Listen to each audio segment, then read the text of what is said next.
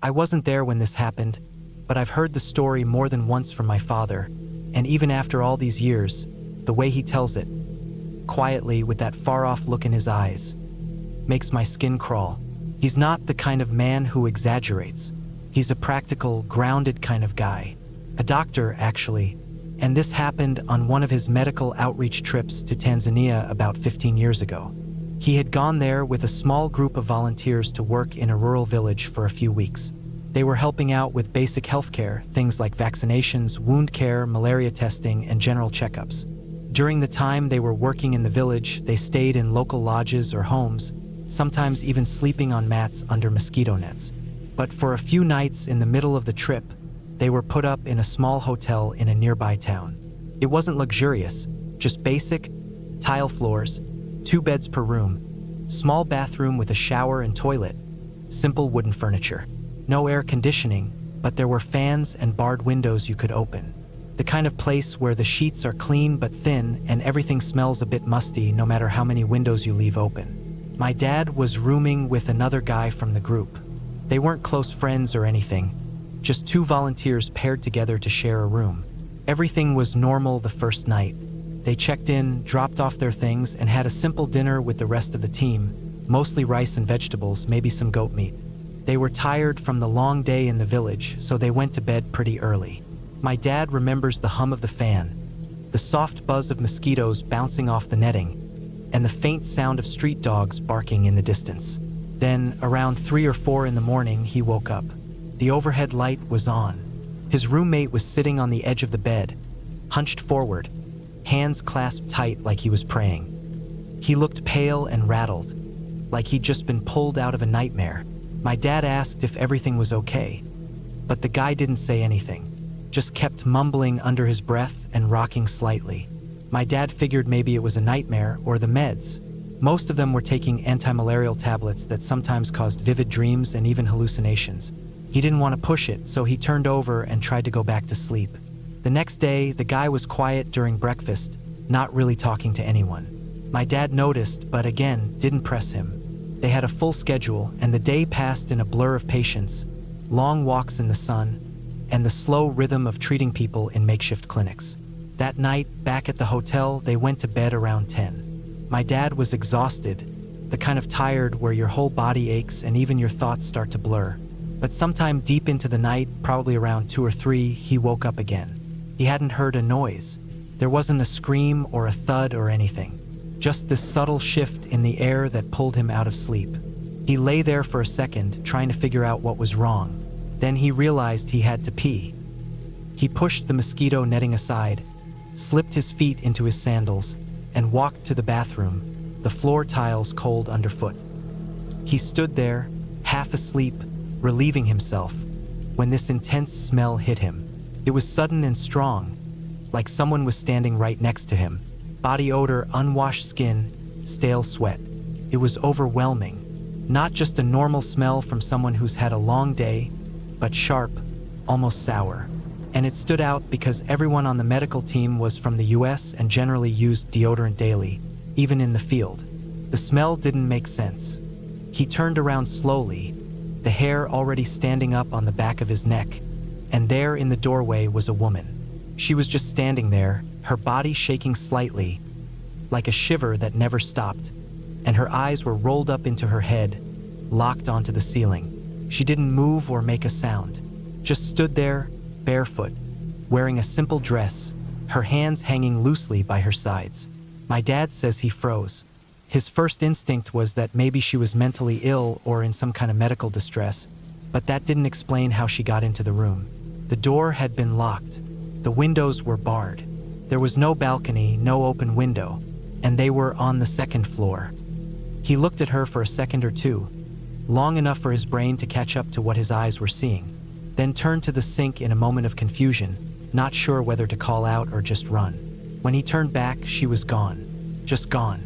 There was nowhere for her to go, but she wasn't there anymore. He went back to bed, shaken and unsure of what had just happened. He didn't wake his roommate. He didn't want to sound crazy. He lay down, facing the wall, and tried to convince himself it had been a dream or a waking hallucination, maybe a side effect from the anti-malarial meds. But as he started to settle down, the smell came back, slowly this time, creeping into the room like smoke, that same sharp, stale body odor. He turned over, heart pounding in his chest, and there she was again, lying on the bed next to him, flat on her back, her body stiff and still, eyes fixed on the ceiling just like before. Same dress, same shaking, same smell. My dad says his chest locked up. He couldn't move. He closed his eyes for a second, not wanting to see her anymore, and when he opened them again, she was gone. The bed was empty. He didn't sleep after that. He just lay there, staring at the ceiling, listening to every sound the building made. The hum of the fan, the creak of wood, the faint noise of dogs or crickets outside. He never heard footsteps, never heard a door open, but that smell lingered for hours. In the morning, he sat through breakfast, quiet, trying to convince himself it had been a dream. Maybe the pills. Maybe he had fallen asleep on the toilet and imagined the whole thing. But as they were packing up to leave the hotel, his roommate looked at him and said in a low voice, "She was here last night, wasn't she?" That's when my dad knew it hadn't just been in his head. The roommate had seen her too. He'd seen her the night before as well, which explained why he'd been praying in the middle of the night. They didn't talk about it after that. Not during the rest of the trip. Not on the flight home. And for years my dad didn't even tell anyone in the family about it. It wasn't until I was in college and we were talking about strange travel experiences that he told me the full story. He said he's never seen anything like that since. And he's been all over rural South America, Southeast Asia, the Middle East. That woman, whoever she was or whatever she was, never showed up again. And maybe it was the medication. Maybe it was exhaustion or the unfamiliar environment or something about the hotel itself. But what's always stuck with him is the fact that both he and his roommate saw the exact same thing. Same woman, same eyes, same smell, same shaking. Neither of them ever found an explanation. And maybe there isn't one.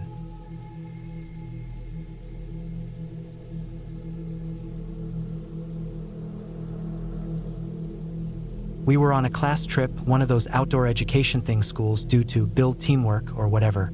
It was a 3-day stay in this weird little place that wasn't exactly a hotel. Not a proper campsite either. Just a cluster of small cabins set around this big grassy clearing, with trees circling the whole place. No streetlights, no real buildings nearby. Just cabins, a fire pit, and a tiny shack they called the main office. I don't even think it had Wi-Fi. The first day was normal. We unpacked, hung out, did some group activities. There were about 30 of us in total, spread out across 6 or 7 cabins. Each one had 4 bunks, a small bathroom, and a tiny balcony on the second floor, like a little porch. I was in cabin 3 with 3 other girls I sort of knew but wasn't especially close with. By the time it got dark, we were tired from all the hiking and orienteering.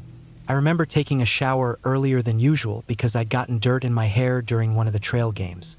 The water pressure was terrible, and it was hard to rinse my hair, but I got it done. I had one of those long, white cotton nightgowns on.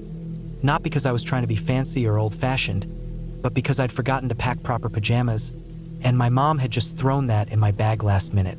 I didn't even think about how it looked. My hair was still dripping wet, and I remember just letting it hang because I couldn't be bothered to brush it out. At some point in the evening, maybe around 8 or 9, I started noticing how quiet it had gotten.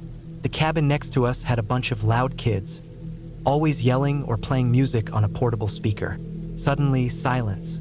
At first, I figured maybe there was a meeting or activity we'd missed, so I went to ask the girls in my cabin. One of them was already asleep. 2 were sitting around in their beds reading or writing something. None of them knew anything about a meeting. I stepped outside onto the path and looked around. The lights in most of the cabins were off. No sound, no movement. It was so quiet I could hear the insects and the wind through the trees. That's when I saw 2 other kids wandering around nearby, looking as confused as I felt. We started asking each other where everyone had gone, and we realized that we were all clueless. No announcement, no note on the doors, nothing. There were 7 of us, I think. Just 7 kids left behind while the rest of our grade had apparently vanished. We figured maybe it was a prank. Like maybe someone told everyone to hide and try to scare us. But there weren't that many hiding spots in a place like that. Not enough for 20-something kids to disappear all at once. We split up in pairs, trying to find a teacher or anyone who could explain what was happening. I went alone. It was cold, and the grass was wet, and I remember wishing I'd at least put on socks. I walked around the edge of the clearing, past the cabins and the fire pit, but no one was there. I even checked the tiny office building, but the door was locked and the lights were off. The longer I walked, the more uneasy I started to feel. I decided to go back to my cabin and see if maybe the teachers had returned. When I got there, it was still empty. I stepped up to the second-floor balcony, mostly to get a better view of the area. From up there, I could see across the clearing, and I spotted the other kids moving around near the edge of the woods. They looked small from up there, like dark shapes against the grass. I don't know what made me do it, but I raised my arm and waved at them. I wasn't shouting or trying to get their attention in any big way. Just a lazy wave, like, "Hey, I'm here." I stood in the yellow glow of the room behind me, waving quietly. Down below, the kids stopped moving. All of them just froze and stared up at me. At first, I thought they didn't recognize me because it was dark and I was far away. But they didn't say anything or wave back. They just stared. One of them actually took a few steps backward, like I'd scared them. That's when I realized how I must have looked from their angle. A pale figure in a long white nightgown, standing completely still on a balcony with wet black hair hanging down, backlit by a warm light behind me, like some horror movie character just hovering silently over the clearing. They all ran. Not just walked quickly, they actually ran, back toward the edge of the woods, yelling for someone. I was stunned. I didn't know if I should run after them or stay where I was. I went back inside the room, turned off the light, and sat on the edge of the bed with my heart pounding. Maybe 5 or 10 minutes passed before I heard people returning. This time, it was loud again. Laughter, voices, footsteps crunching the grass. I looked out the window and saw groups of kids walking back into the clearing, carrying bags and drinks. Apparently, most of the grade had decided to go on a late-night run to a nearby convenience store. One of the teachers had driven them in 2 trips using the only van on the property. It had been organized earlier in the day, but word hadn't reached all the cabins. No one thought to check if a few kids had been left behind. No one told us. Just like that, we had gone from a full camp to a ghost town without a word. Later that night, one of the kids who'd seen me on the balcony told the others about the creepy girl he saw at cabin 3. His story made the rounds fast. How he looked up and saw this pale figure with wet hair and dead eyes just waving at them from above. By the next morning, it had turned into a full-blown legend. Some of the kids swore I hadn't waved. They said I didn't move at all. One girl said she saw me tilt my head at a weird angle. Another said my hair was covering most of my face and I looked like I was floating. Kept growing, with every person adding something new. I tried to laugh it off, but people kept looking at me funny the next day. Some were scared, others were impressed. I'd somehow turned into the center of a creepy story. Not because I'd done anything strange, but just because I was in the wrong place at the wrong time, wearing the wrong thing and standing under the wrong light. Followed me back to school, too. A few kids started calling me Cabin Girl as a joke. Some asked me to do the wave again. Others avoided me for a week or 2. It wore off eventually, but for that brief moment, I was the horror story. What made it even weirder was realizing how quickly people could convince themselves of something that wasn't true. It showed me how thin the line is between real and imagined. How easily fear can build around something harmless when it's dark, unfamiliar, and no one knows what's going on. That night, no one got hurt. There was no ghost, no haunting, no tragic accident. Just a tired girl in a white gown standing on a balcony, waving at her friends. And yet somehow it became the scariest thing they'd seen all trip.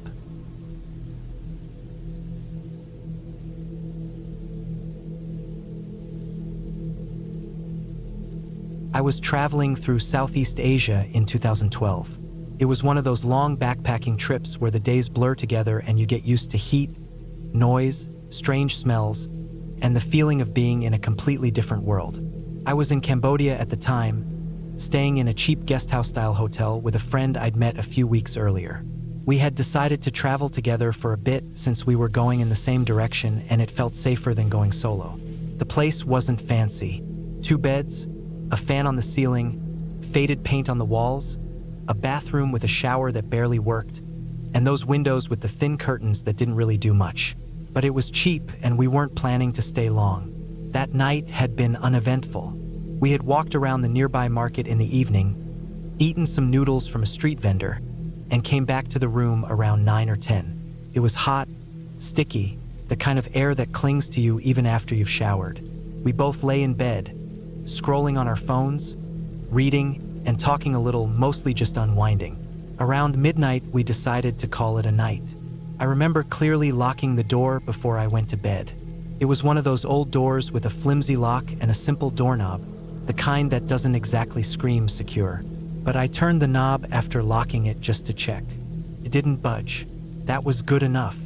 At some point in the middle of the night, I woke up. Not sharply, but like when your body knows something is wrong before your brain does. It was dark in the room except for a bit of moonlight coming in through the curtain. Everything was still, but then I heard a soft sound. It was like a scratching, a tiny click, then another. I didn't move at first. I just lay there trying to figure out if it was real or if I was dreaming. Then I heard the door handle jiggle, like someone was trying to open it. I didn't say anything. I was frozen for a second, heart thudding hard in my chest. I turned my head slightly toward the door. That's when it happened. The door slowly opened. Just a little at first, then more. There was a shadow standing there. I couldn't make out much, no features, no face, just the shape of a person. My friend, who was on the bed closer to the door, sat up slightly and muttered something like, "What the fuck?" Not loud, not aggressive, just confused. But that was enough. Whoever it was turned and ran. I didn't hear footsteps at first, just the door swing back and the sound of someone moving fast down the hallway. I sat up, still trying to make sense of what I saw. My friend looked at me. Neither of us said anything for a few seconds. It was like our brains were catching up. Then he asked, "Did that really just happen?" And I nodded. I got out of bed and went to the door. It was unlocked. That's what messed with me the most. I had locked that door. I double-checked before sleeping. I even remembered the feel of the metal turning and the way the door had resisted when I tried the knob afterward. And I definitely heard the sound of someone messing with it. Not a key, not a knock. It sounded like someone trying to force or pick the lock, soft and slow so it wouldn't wake anyone. But they got it open somehow. I stood there for a second, then closed the door and locked it again. This time I pushed a chair under the knob too. Not that it would do much. My friend lay back down and I did too after a minute. We should have been freaking out or at least gone to the front desk. But we didn't. Maybe it was the shock. Maybe it was just being too tired and not thinking clearly. It was easier to act like nothing happened. But I didn't sleep much after that. I lay awake for a long time, staring at the ceiling fan turning slowly, feeling the sweat on my back and chest. Every little sound made me sit up a little, my ears straining. Footsteps in the hallway, the hum of a scooter outside, a dog barking far off. But nothing else happened that night. No one came back. Still, I was wide awake until the sun started coming up. In the morning, we didn't talk about it much. Just mentioned it again briefly while packing up. I looked at the lock again in the daylight. It didn't look broken or forced, but the metal around the handle had some light scratches that I couldn't remember seeing before. It wasn't obvious, but it was there if you looked closely. We went downstairs to check out.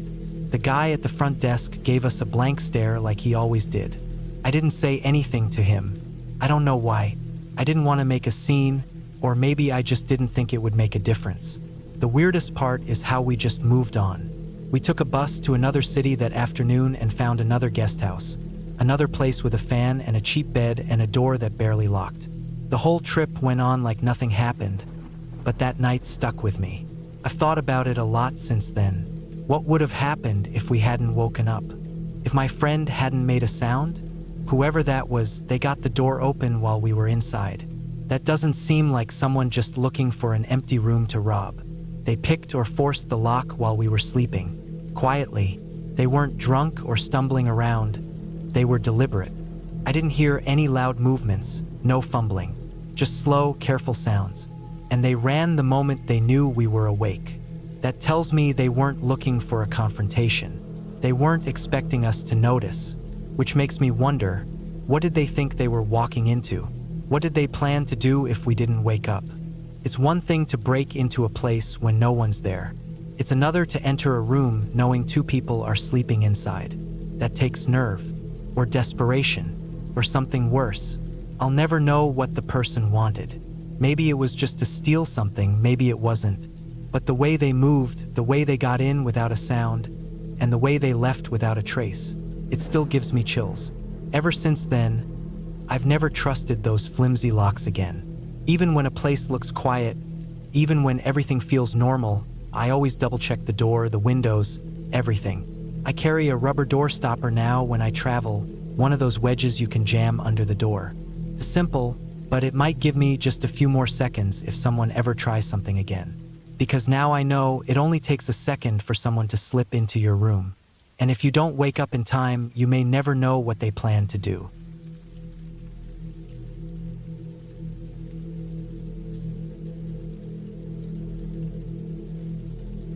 I was in Baltimore for a quick work trip. Nothing glamorous, just in and out, a few meetings and done. My company wasn't footing the bill, so I was trying to stay cheap. I booked an Econolodge online, and the photos on the listing showed a pretty decent-looking hotel. It didn't look fancy, but it looked clean, manageable, and in a busy area. I didn't expect luxury. I just needed a bed, a hot shower, and maybe a decent night's sleep. That's all. The moment I pulled up, I knew something was wrong. The place looked nothing like the photos, not even close. The building was run down. Paint was peeling off the sides. The parking lot was cracked and uneven, with weeds pushing through the asphalt. There was trash scattered around the edges. Old fast food wrappers, crushed cans, and random clothing like someone had emptied their suitcase on the sidewalk. It was also directly next to a completely abandoned red roof inn. The windows on that building were boarded up, but I could see movement inside. People were clearly living in there. I caught a glance of a mattress propped against one of the windows on the second floor, and a silhouette moved behind it. The entire place gave me a tight feeling in my chest. Across the lot was what I found out later was a homeless shelter. I saw people standing around the front, some sitting against the walls. No volunteers in sight, just people pacing, talking to themselves, digging through trash cans. One guy was yelling into the air like he was arguing with someone invisible. A woman was lying on the sidewalk with a plastic bag over her head like it was a pillow. Everyone looked exhausted or high or both. I should have left then. I should have turned the car around and driven somewhere else, even if it meant spending more. But I'd already paid online, and I was tired. I thought maybe I could just power through the night. The guy at the front desk barely looked up when I walked in. The lobby had this damp smell, and I noticed a huge water stain on the ceiling above the reception counter. There was a fan pointed at it like they were trying to dry it out, but it had clearly been there for a long time. He handed me a key card, told me the room number, and pointed without a word. The room was upstairs in a far corner. As I walked to it, I passed doors that were slightly open or had towels shoved into the bottom cracks. One had a loud TV playing. Another had music blaring. I walked past a door that suddenly opened, and a man with no shirt and a busted lip looked out at me like I'd interrupted something. I kept my head down and moved quickly. My room smelled like mildew the second I opened the door. The carpet was sticky in some areas and crusty in others. The blanket on the bed had a few cigarette burns, and one dark red stain the size of my fist near the bottom corner. I stood over it for a long time just looking at it, trying to decide what it was. There was no mistaking it. It looked like dried blood. Not fresh, but definitely not old enough to be ignored. I lifted the blanket and immediately spotted a couple of long, black rat droppings near the pillow. That was enough. I walked right back to the front desk. I wasn't even angry at this point, just tired and starting to feel nervous. I told the guy there were rats in my room. He didn't flinch. Instead, he reached under the counter and handed me a small plastic baggie filled with what looked like gray powder. Rat poison. That's all he said. Sprinkle this, they will die. He said it like it was just part of the usual hotel service. I took it, stunned, and walked back to the room. For some reason, I didn't leave. I don't know why. Maybe I thought all the other motels around would be worse. Maybe I didn't want to drive anymore that night. I locked the door, shoved one of the chairs under the doorknob for extra safety, and sat on the bed with my shoes still on. At some point in the night, I heard scurrying. Rats, probably 2 or 3 of them. I could hear the sound of tiny feet against the tile in the bathroom, then under the bed. I lay there holding still, heart pounding, trying not to move. I didn't even sprinkle the poison. I didn't want to touch it. I just stayed still and hoped they wouldn't climb up the bed. I must have drifted off because I woke up to voices outside my window. Loud ones. I looked at the clock. It was around 5:30 a.m. Still dark out, but the sky was starting to gray. I peeked out and saw 3 women in the parking lot. One of them had her pants halfway down, squatting and peeing between 2 cars. The other 2 were laughing and smoking something from a glass pipe, right there in the open like it was nothing. One of them shouted something toward the road, and I saw a man walk by with a shopping cart full of metal scraps and a car battery. None of them looked like they were going anywhere or had any place to be. That was it. I got dressed, packed my stuff in less than 5 minutes, and left. I didn't even check out. I just walked right past the front desk and kept going. My car smelled slightly moldy from the night air, and I didn't even care. I just wanted to be away from that place. I drove straight to a Dunkin' Donuts on the corner, not far from the motel. It felt like the only piece of normalcy in the whole area. The air inside smelled like coffee and pastries and bleach. I stood in line behind a man in a postal uniform and a mom with 2 kids. I ordered a black coffee and a breakfast sandwich, sat down at a corner booth, and just tried to breathe. I looked back toward the motel from the parking lot. From that distance, it looked like a prison. Windows dark, people moving in shadows, that abandoned red roof in standing next to it like a ghost town filled with the living. I watched someone walk between the 2 buildings and disappear through a loose board. I never went back. I didn't leave a review. I didn't complain to the website. I just wanted to forget it. But the weirdest part wasn't the rats or the blood or the guy handing me poison like it was sugar packets. It was how normal everything felt to everyone else there. The woman peeing while her friends smoked, the guy yelling at nothing in front of the shelter, the front desk guy with his practiced response. It made me realize how far things could slip before people stopped noticing. That was the scariest part of all of it. I flew back home the next night, slept in my own bed, locked my own door, and listened to the silence of my apartment like it was some kind of luxury I'd never appreciated before. I haven't stayed in a motel since. Not unless I know someone who's been there. Not unless I can trust the place with my eyes closed. That night in Baltimore stuck with me. Not because of anything dramatic or violent, but because of how quietly bad everything was. Like it didn't need to scream to be terrifying. It just was.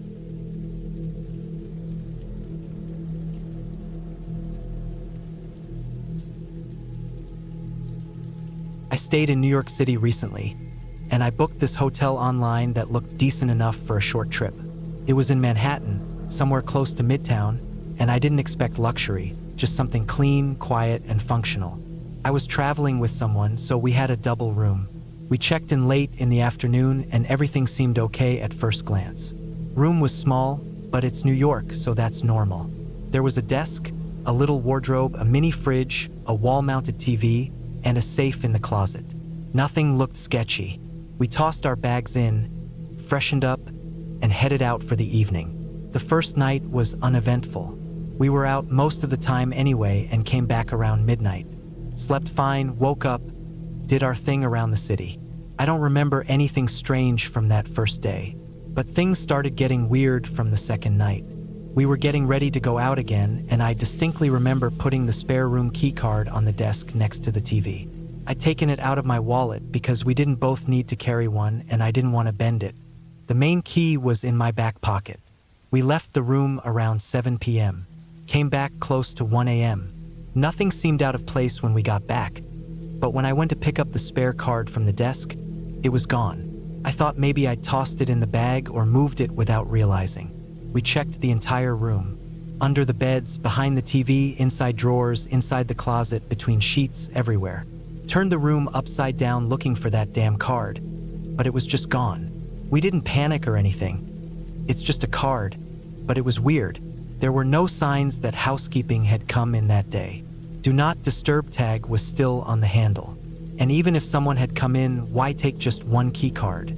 Next morning, we went downstairs to let them know and they gave us a replacement. They didn't seem surprised or bothered, like it was routine. Maybe it happens more often than I thought. We went back to the room and moved on, but the small stuff kept piling up. A couple hours later, I tried to open the safe. I put all our cash and some travel documents in there the day before, just to be careful. I was 100% sure of the code I used, but when I put it in, it flashed red and said, "Error." I tried again. Same thing. I even tried the code backwards, just in case I'd made a stupid mistake. But no luck. The hotel sent someone up from maintenance after we called. The guy had a master key or some override device. He didn't say much, just opened it, looked at us like we were idiots who forgot the code, and left. Our stuff was all there, nothing missing, but it felt off, like something had changed. I didn't want to leave the cash in the safe again after that. We took it all out and split it between our bags. Later that night, we came back late again. Around 1:30 a.m. this time. Tried to get into our room, and the key card didn't work. Both of them, the new replacement and the one we'd been using all day. They just blinked red. We tried them on and off for a few minutes, kind of frustrated but not thinking too much of it yet. Sometimes hotels glitch. We went back downstairs to the front desk. The guy there was different from earlier in the day, maybe a night shift worker. Didn't seem too interested in our issue but reprogrammed the cards anyway. When we got back upstairs and tapped them again, the green light came on and the door unlocked like normal. We thought it was fixed, but when I pushed the door open, it only opened about 2 inches and then stopped with a soft thud. It was that little metal swing latch, the kind that you flip over from the inside for extra security. It was latched from the inside. We both stood there in the hallway for a second, confused. I tried pushing a little harder, like maybe it was stuck or not fully latched, but it was definitely shut from inside.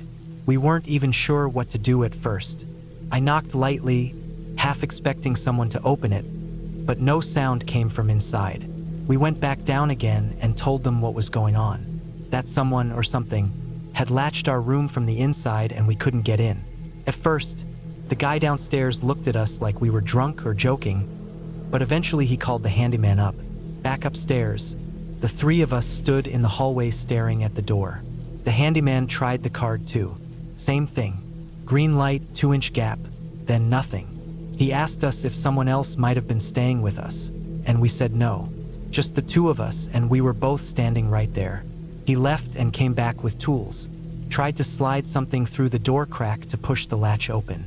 Didn't work. Those things are designed specifically to avoid being tampered with from the outside. Eventually he managed to slip in some kind of wire and, with a lot of fiddling, got it to unlatch. The door swung open, and we all stood there looking into the room. It was dark. Lights off, curtains shut. Nothing looked obviously out of place, but it felt weird walking in. The air was slightly warmer than the hallway, like someone had been inside recently. We checked the bathroom, under the beds, behind the curtains, even opened the closet. No one, but that latch had definitely been shut from the inside. We asked the guy how it could have closed on its own, and he just shrugged. Said maybe it bounced closed or there was a draft. But I tried swinging the door a few times myself, slowly and fast, just to see if it was even possible. That latch didn't move an inch unless someone physically touched it. It wasn't a heavy-duty latch, but it stayed where you left it. I even tried nudging it with my finger to see how much force it took. Definitely not the kind of thing that just flips itself. He left after a while, and we were left standing in the room, still trying to wrap our heads around it. We didn't sleep much that night. Every creak in the hallway made me sit up. I kept checking the peephole and double-checked the latch every half hour or so. I even moved the chair in front of the door before we went to bed. Next morning, I asked the front desk if anyone had accessed our room while we were out. They said no, and that there was no record of a second key being used. I asked if they could check the hallway security cameras, and they said they didn't have access to that, only the building manager did, and he wasn't in over the weekend. We stayed one more night but slept with the lights on. Nothing else happened after that, but I couldn't shake the feeling that someone had been in our room. I don't know how the latch got shut or where the missing key card went. I don't know why the safe suddenly refused our code or why both our door cards stopped working at the same time. None of it makes sense individually, and maybe they're all just coincidences. Maybe, but I've stayed in dozens of hotels in different cities, and I've never had this many odd things happen in one stay. Something wasn't right with that room. I'll probably never know what, but I do know I'll never stay in that hotel again.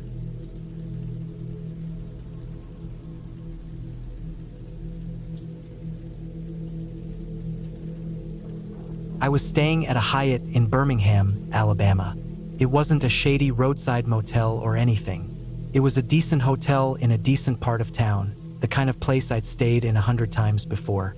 I travel for work a lot, so motels and hotels, check-ins and keycards, that's all just routine for me. That particular week, I was booked there for 5 nights. Nothing weird about it. Lobby smelled like lemon cleaner. The staff were polite. The carpet had that stiff, over-cleaned hotel texture, and my room looked like every other Hyatt I'd ever stayed in. I got in on a Monday, checked in around 4 p.m., unpacked, turned on the AC, and made a few calls before heading out to grab dinner. I was in bed by 11. At around 2 a.m., I woke up to a sound that shot me straight up in bed. A man screamed. It wasn't some muffled yell down the hall. It sounded like it was either right outside my room or maybe even inside the room next door. It was loud, sharp, full of pain. Not frustration or anger, but the kind of scream you'd make if someone was stabbing you, or if you were watching someone else die right in front of you. It only lasted maybe 4 seconds, 5 tops, then silence. I sat there frozen, my heart pounding. The room felt ice cold even though the AC hadn't kicked on. I didn't know what to do. I kept staring at the door, half expecting someone to bang on it, or worse, try to open it. I thought about calling the front desk. My phone was on the nightstand. I reached over slowly and checked the time, 2:03 a.m. But I didn't make the call. After a few minutes, when nothing else happened, I started wondering if maybe I dreamed it. I've had vivid dreams before. Not many, but some, and sometimes the sound from outside filters in and blends with whatever dream I'm having.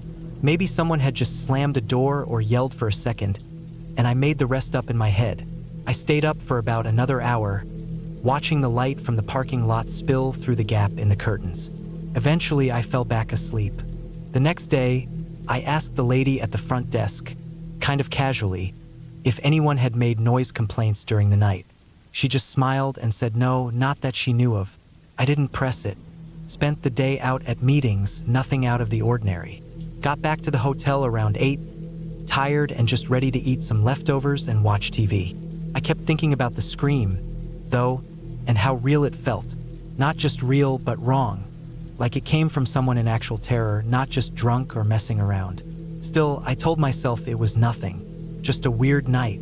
That second night, I fell asleep faster. I was still tired from travel, and my body just gave in. I remember checking the time, 11:42 p.m., and then lights out. But sometime later, I woke up again. It was around 3 a.m. this time. The room felt off. The kind of off where your brain tells you something is wrong before your eyes even open. My first thought was that someone was in the room. I didn't hear anything.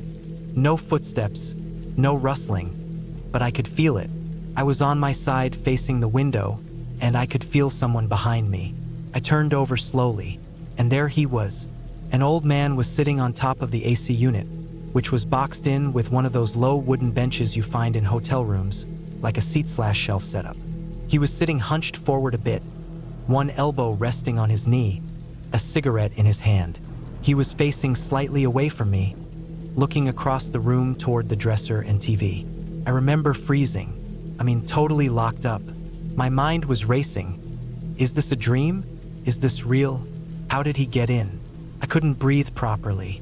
I could see him clearly. He wasn't a shadow or some blur in the dark. The room was dim, sure, but enough light came through the curtains from the parking lot that I could see details. He was maybe in his 60s, stocky, fat even, wearing a red checkered shirt with the sleeves rolled up, blue coveralls. Top of his head was bald, but he had a ring of thin white hair around the sides and back. Thick, gray mustache, eyebrows a bit bushy. His hands looked rough, calloused like he worked with them. He didn't move or say anything. I kept staring. 5 seconds passed, maybe more. Then he turned and looked at me. He didn't flinch, just slowly turned his head, eyes locking right onto mine. I sat up fast, heart in my throat, ready to jump out of bed and bolt through the door. But the room was empty, gone, just like that. There was no man, no cigarette, nothing. The AC bench was clear, exactly as it had been when I arrived. The room smelled like it always did. Nothing burnt, no smoke, no sweat. I turned on every light in that room. I checked the bathroom, the closet, under the bed. I even opened the hallway door just to look. Nothing. I didn't sleep the rest of the night. I sat on the bed with the TV on low and the bathroom light on. My pulse was racing for a full hour after. But here's the thing, it didn't feel like a dream. I've had intense dreams before, and even when they seem real in the moment, they fade. This didn't fade. I can still describe him, down to the way his pant leg bunched over his boot. I told myself it had to be sleep paralysis, even though I could move. I rolled over, I sat up, I turned on the light. That's not how sleep paralysis works, at least not in anything I've ever read. Still, I tried to let it go. The rest of my stay passed without incident. No more screaming, no more visitors. But I couldn't shake the feeling that something was wrong with that room. It was subtle, not something you could explain or prove. Just the atmosphere, the energy. I don't talk like that, usually. I'm not into ghosts or haunted crap. But something was off in there. On my last night, I noticed something weird. There was a metal vent near the AC unit on the wall behind the bench. Not the regular AC intake, but a smaller, older-looking one with slats that were mostly rusted shut. I hadn't paid attention to it before. I crouched down to look closer and noticed what looked like smoke stains around the edge. Very faint, like someone had tried to wipe them away. Inside the vent, there was darkness, and I thought I saw ash at the bottom. I told the front desk at checkout that there might be something burning in the wall. They said they'd look into it. I didn't push the issue. I left Birmingham that morning, and I've never been back. That trip still feels foggy to me, like parts of it are missing. I don't remember where I ate, what meetings I went to, just that hotel room, that scream, that man. I don't know what I saw. I don't know what I heard, but I know what I felt. And it wasn't sleep paralysis or a dream. It felt like walking in on something you were never meant to see. Something long gone, but not entirely gone. I haven't told my employer. I still travel. I still sleep in hotel rooms 200 nights a year. But I don't stay on the first floor anymore. I don't sleep facing the window, and I check every vent, every time.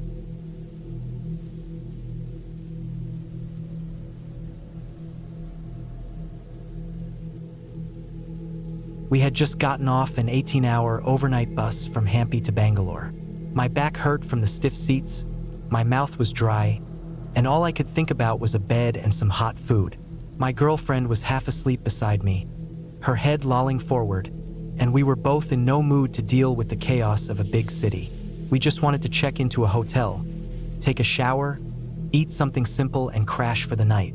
We hadn't booked anything in advance. Around 8 in the evening, we walked into this budget hotel close to the majestic bus stand. The building was old, for stories, faded yellow walls, flickering fluorescent sign, and a small lobby that smelled like stale incense and cheap floor cleaner. It wasn't much, but at that point, we didn't care. The boy behind the reception was around 20-something, slim, with greasy hair and these eyes that didn't blink enough. There were 2 other guys lounging on a couch nearby, both of them staring at us as we filled in the check-in form. The way they were looking at us made me uncomfortable. I felt it immediately, like walking into a room where something bad had just happened. It wasn't the normal curious glances people give tourists.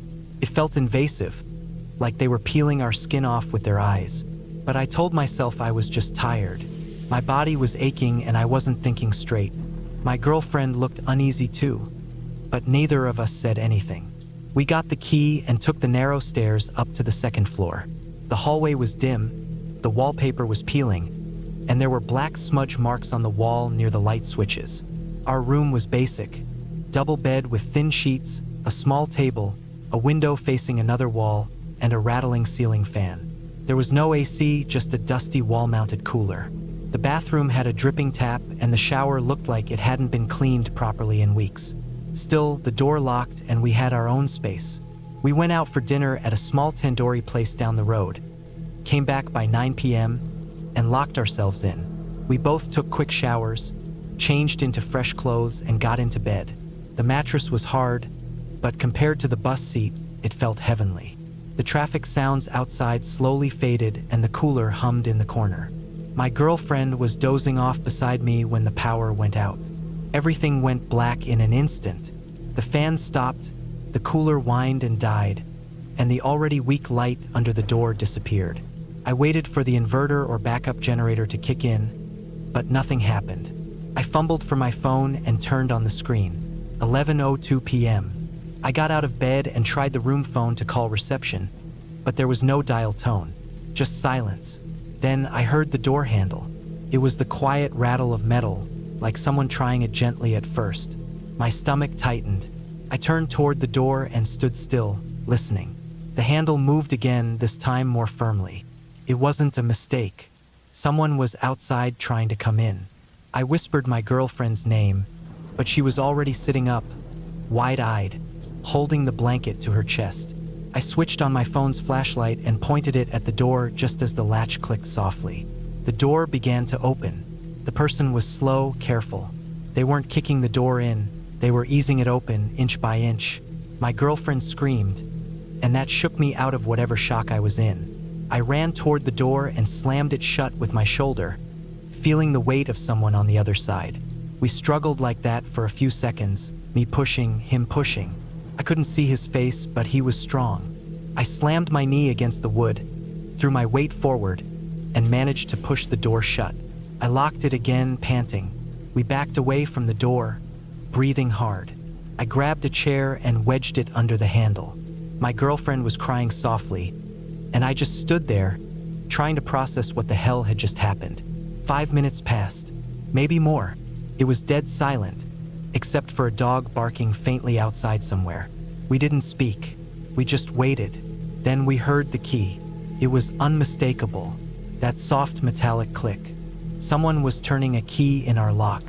The door began to creak open again, slower this time. They were trying not to make noise, like they thought we were asleep or something. I ran up to the door again and started banging on it with both fists. "Get out!" I shouted. "Stop!" I was yelling so loud it hurt my throat. I kicked the bottom of the door and punched the top panel over and over. My girlfriend was calling someone on her phone. She told me later it was the police. The door stopped moving. I kept hitting it, kept screaming. I wasn't thinking about anything else, just raw panic and fear and rage. I wanted whoever it was to know we weren't helpless. We weren't going to just lie there. Eventually, the footsteps retreated. We heard them go down the hallway. I stood by the door for a full 10 minutes, just holding it, leaning against it with my ear pressed to the wood. The power came back on around midnight. The lights flickered and the cooler buzzed back to life. But we didn't sleep. Not a minute. We sat upright on the bed, with the chair still jammed under the handle, listening for any sound. At around 2 a.m., someone knocked lightly, once, then silence. That was worse than the door trying to open. It was soft like a taunt. My heart was pounding so hard I thought I'd pass out. The police finally came around 3:30 a.m. 2 of them. They looked sleepy and disinterested. We explained everything, showed them the door, the marks from the struggle. They nodded a lot, but their faces said they didn't care. They didn't even ask the hotel staff any questions. Just told us to stay alert, and left. We packed our stuff before sunrise. As we were checking out, the same boy was at the counter. He smiled when we handed over the key. His eyes didn't blink much. The other 2 guys were sitting in the same spot, still watching us. We walked out and got into an auto. As we pulled away, I looked back once and saw them standing in the doorway, staring. We moved to a different hotel on MG Road, an overpriced place with too much noise and too many lights, but we didn't care. We just wanted people around. We wanted noise, traffic, receptionists who weren't silently watching us like predators. We didn't talk much about that night, not for a while. But even now, when the power goes out unexpectedly or I hear a soft knock in the dark, my stomach drops. It's not fear of ghosts or spirits. It's worse. It's knowing someone real, someone with keys, someone who waits until you're asleep, might just be on the other side of that door.